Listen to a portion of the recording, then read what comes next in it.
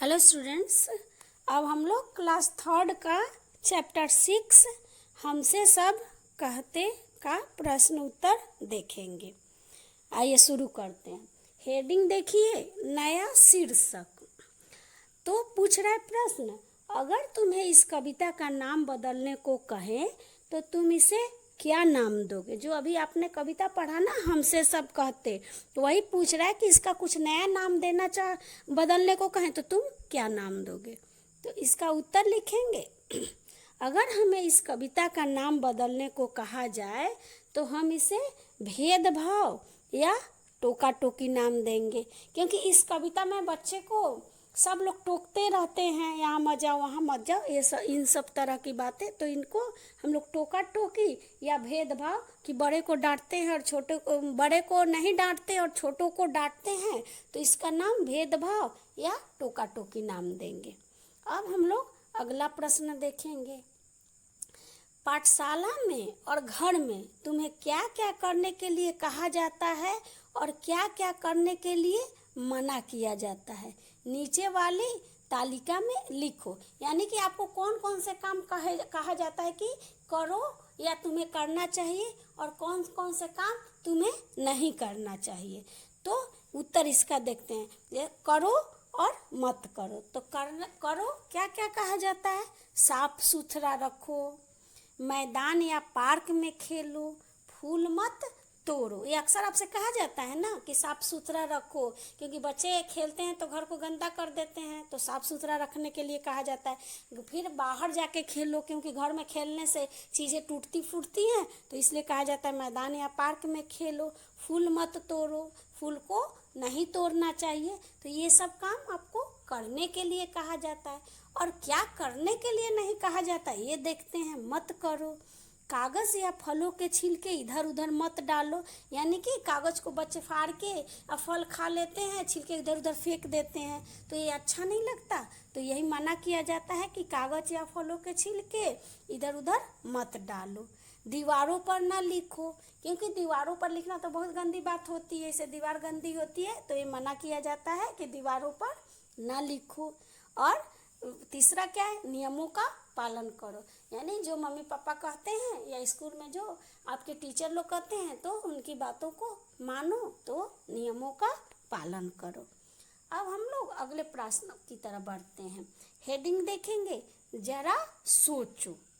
तो अगला प्रश्न हुआ, सूरज चांद की रोशनी को भगा देता है, बादल सूरज की रोशनी को भगा देता है, हवा बादल को भगा देती है, बताओ कौन किससे ज्यादा ताकतवर है। तो ये पूछ रहा है कि इसमें कौन किससे ज्यादा ताकतवर है। तो इसका उत्तर लिखेंगे, सभी में सूरज सबसे ताकतवर है, क्योंकि चांद तो सूरज के प्रकाश में चमकता है। यदि वह चांद के प्रकाश को भगा देता तो सूरज ही सदा निकला रहता। बादल सूरज को थोड़ी देर के लिए ढकता है, क्योंकि हवा उसे उड़ा कर ले जाती है। सूरज की रोशनी फिर आ जाती है। हवा का सूरज पर कोई प्रभाव नहीं पड़ता है, क्योंकि सूरज, बादल भी कभी घिरे तो बादल चला जाता है, हवा भी बहे तो हवा भी चली जाती है, लेकिन सूरज की रोशनी तो आ ही जाती है। तो इसमें सबसे ताकतवर सूरज है। अब हम लोग अगला प्रश्न देखेंगे। इसका हेडिंग है, तुम्हारी बात। तो अगला प्रश्न इसका देखिए, अम्मा पापा भैया दीदी सभी बड़ों का बच्चों पर बस चलता है। ये प्रश्न पूछ रहा है। तब इसके अंदर एक प्रश्न है, क तुम्हारा किस किस पर बस चलता है। यानी कि बच्चे से पूछा जा रहा है कि तुम्हारा किस किस पर बस चलता है। तो इसका उत्तर लिखेंगे, हमारा खिलौने आदि पर बस चलता है, उन्हें हम तोड़ फोड़ भी लेते हैं।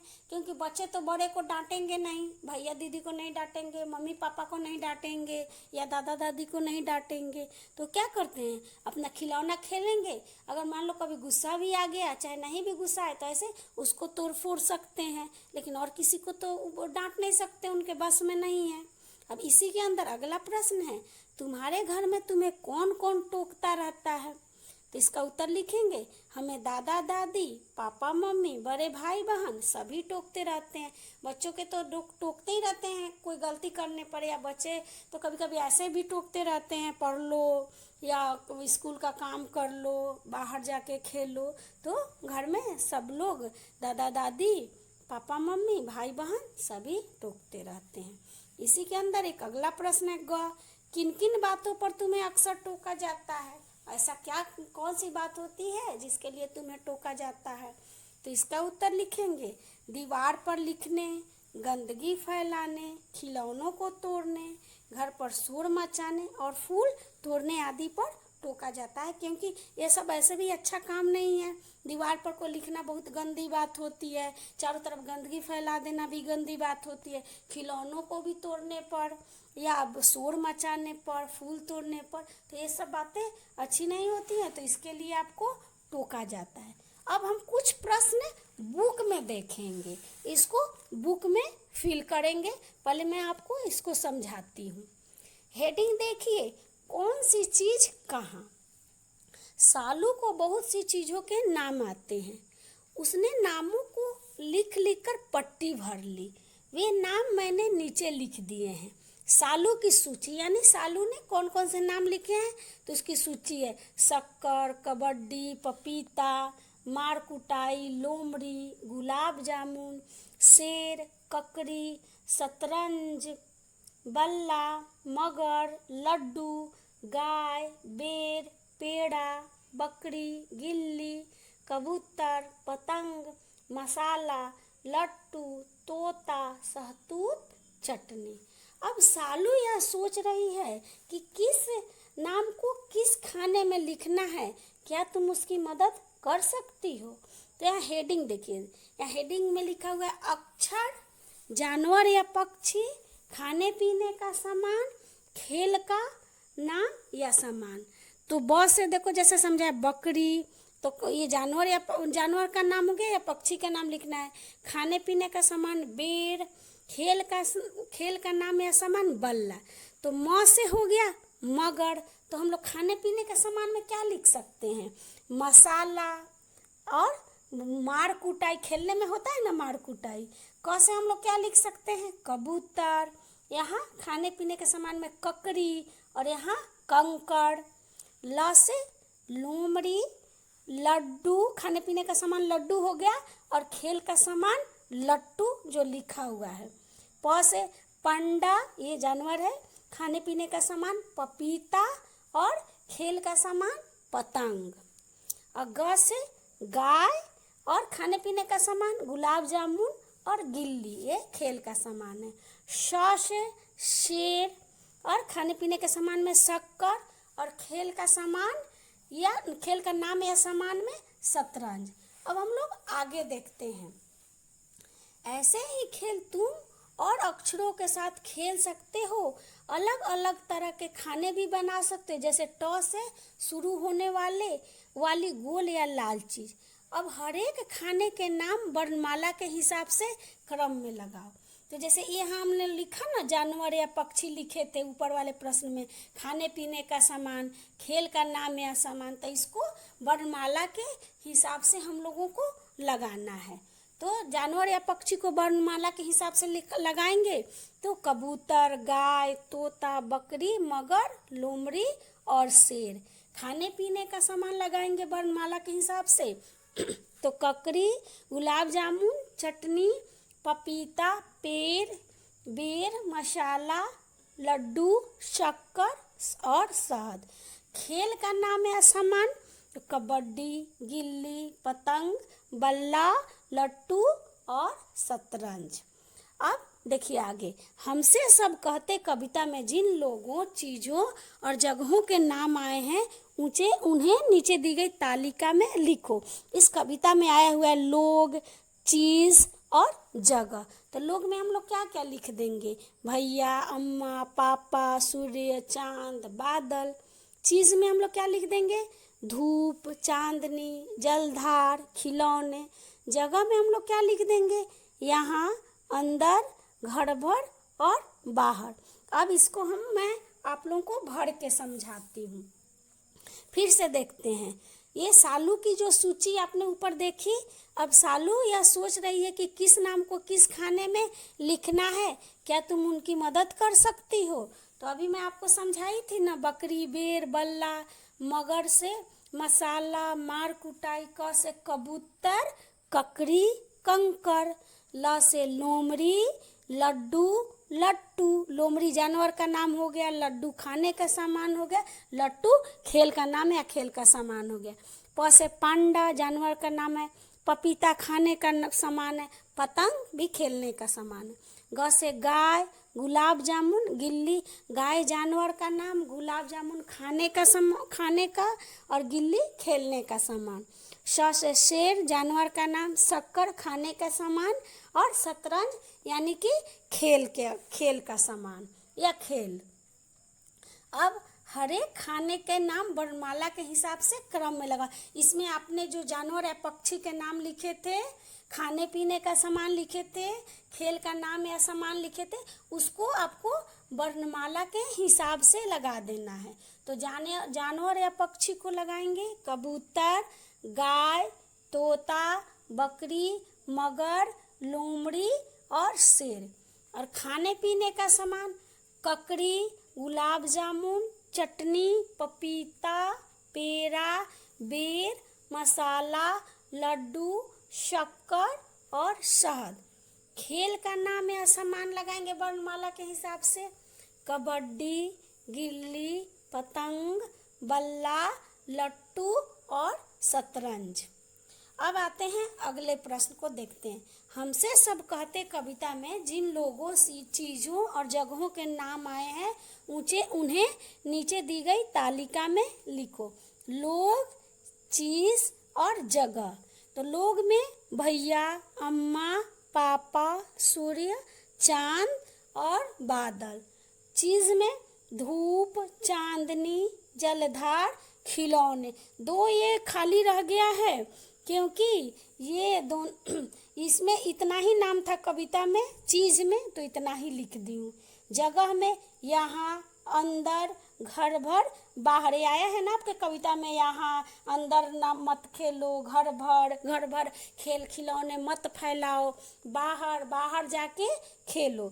तो जो आपको मैं अभी ये बुक में आपको फिल करके समझाई हूँ, इसे आप लोग बुक में भी करेंगे और इसको कॉपी में भी करेंगे। कॉपी में सब प्रश्न उत्तर करना है, बुक में इसलिए समझा दी कि आप बुक में भी इसको खाली स्थान दिया हुआ है, बुक में फिल करना है और बाद में इसको कॉपी में करना है। अब हम आगे देखते हैं, इसमें एक कहानी दी हुई है। कहानी आपको मैं बताती हूँ। यह कहानी तुमने कई बार सुनी होगी। कौवा और लोमड़ी की एक कहानी है। आपने ये बहुत बार सुनी होगी, अपने मम्मी से, पापा से, दोस्तों से या खुद पढ़ी होगी। अभी मैं पढ़ के बताती हूँ। एक बार एक कौवे को एक रोटी मिली। लोमड़ी ने सोचा क्यों ना मैं इस कौवे को मूर्ख बनाकर रोटी ले लूँ। लोमड़ी बोली, कौवे भाई तुम इतना अच्छा गाते हो, तुम मुझे भी ये गाना सुनाओ। कौवे ने जैसे ही गाने के लिए मुंह खोला, रोटी नीचे गिर गई। लोमड़ी रोटी लेकर चली गई, यानी कि कौवा को उसने बेवकूफ़ बनाया कि कौवा तो मुंह में रोटी लिया था तो गाना गाएगा। गाना गाने के लिए वो जैसे ही मुंह खोलेगा तो रोटी उसकी नीचे गिर जाएगी और लोमड़ी इसको खा लेगी। तो ये तो हो गई कौवे की। अभी हमने कौवा और लोमड़ी की कहानी पढ़ी। अब यहाँ देखते हैं, आओ अब इन्हीं चित्रों से एक नई कहानी बनाएं। अब हम इन चित्रों से एक नई कहानी बनाते हैं। तो पहले चित्र में देखिए, एक कौवा है जिसके मुंह में रोटी है, यानी कौवे को कहीं से एक रोटी मिली है। अब दूसरे चित्र में देख रहे हैं कि एक यहाँ लोमड़ी है और कौवा मुंह में रोटी लिए हुए है। तो इससे क्या दिखता है कि लोमड़ी कौवे के मुंह में रोटी देखकर उसको लालच आ रहा है, वो ललचा रही है रोटी लेने के लिए। तीसरे चित्र में आप देखिए कि वो कौवा से रोटी लेने का उपाय सोच रही है कि कैसे मैं इस कौवे से रोटी ले लूं। तो उसने कौवे से बेवकूफ़ बनाने के लिए उसे बोली है कि तुम तो इतना अच्छा गाते हो, आज मुझे एक गाना सुनाओ, लेकिन अब की बार कौवा चालाक था, तो वो बोला, चौथे चित्र में देखिए कौवा तो इसमें चतुर था, तो कौवा बोला कि आपकी कौवे भाई तुम तो इतना, उसमें बोलिए कि कौवे भाई तुम तो इतना अच्छा गाते हो, आज मुझे तीसरे चित्र में एक गाना सुनाओ। कौवा चतुर था, तो चौथे चित्र में उसने क्या किया कि रोटी को अपने पंजे में दबाया और बोला, मैं सब समझता हूँ लोमड़ी बहन, तुम्हें रोटी नहीं मिलेगी। वो समझ रहा था कि लोमड़ी बेवकूफ़ बनाने के लिए कह रही है, तो वो उसने रोटी को पंजे में दबा लिया और बोला कि मैं सब समझता हूँ कि आपकी तुम्हें रोटी नहीं मिलेगी। अब आप पांचवें चित्र में देखेंगे कि तब क्या की, तो लोमड़ी बुरा सा मुंह बनाकर चली गई। अब उसको तो लगा कि अब तो रोटी मिलने वाली नहीं है, तो अब मुंह बना के चली गई। फिर सबसे लास्ट वाले चित्र में क्या है, कौवा अपना आराम से रोटी खाने लगा। तो इस कहानी को मैं लिख दी हूँ, इसका हम लोग शीर्षक क्या लिखेंगे, चालाक कौवा। तो अभी आपको चित्र से मैं समझाई कि एक बार एक भूखे कौवे को एक रोटी मिली। कौवे के पास रोटी देकर लोमड़ी का मन ललचाया, जैसे दूसरे नंबर चित्र में दिया हुआ है कि उसका मन ललचाया। तो तीसरे नंबर चित्र में क्या है, वह कौवे से रोटी लेने का उपाय सोचने लगी और बोली, लोमड़ी बोली, कौवे भाई तुम तो इतना अच्छा गाना गाते हो, आज मुझे एक गाना सुनाओ। तो चौथे चित्र में आप देखेंगे कि उसने, कौवा तो चतुर था, उसने रोटी को अपने पंजे में दबाया और बोला, मैं सब समझता हूँ लोमड़ी बहन, तुम्हें रोटी नहीं मिलेगी। अब पांचवें चित्र में आपने देखा है कि लोमड़ी बुरा सा मुंह बनाकर चली गई, क्योंकि उसको तो कौवे से अब की रोटी नहीं मिली है। और छठे चित्र में जैसा कि लिखी हूँ कि देखो कौवा अपना मज़े से रोटी खाने लगा। तो इसका हम लोग शीर्षक लिख देंगे, चालाक कौवा। तो चित्र के अनुसार ये अलग कहानी हो गई। आप इसको भी कॉपी में लिखिएगा और सारे प्रश्न उत्तर को याद करना है और कॉपी में लिखना है।